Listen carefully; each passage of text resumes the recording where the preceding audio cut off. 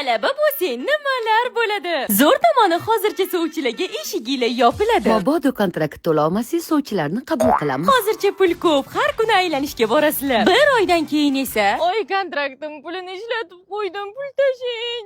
Zato yangi do'stlar orttirasan. Bolarim bilmay yuradi, bir yanıma kelib uy topib beraman dedi. Yana uyda pishgan bor ekan. To'g'ri, lekin bitta ham gapiga tushunmaysan. Uyingda noz qilib yemagan narsalaringni bu yerda mazza qilib yeysan. Annaga smetanani mog'orlagan murabboga botirasiz zo'r ketarkan.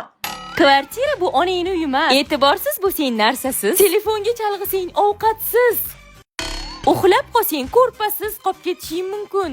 Boshida 2 oy bor e'tiboring o'qishda bo'ladi. Keyin bittasi ayu beradi, shu bilan o'qishi dabdalasi chiqadi. Kursdoshlaring ham уже hammasi parchka bo'lgan. Bu yog'iga rejim ham buziladi, chunki endi yoningda o'zingga o'xshagan 5 ta bekorchi bor.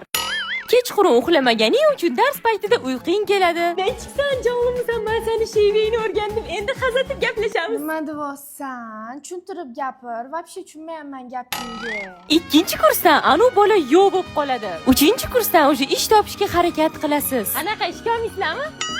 4-kursdan esa o'z imkoniyatingni tushunib yetasan. Lekin baribir ham talabalik bu oltin davr deb sizlarni aldashgan. Pak.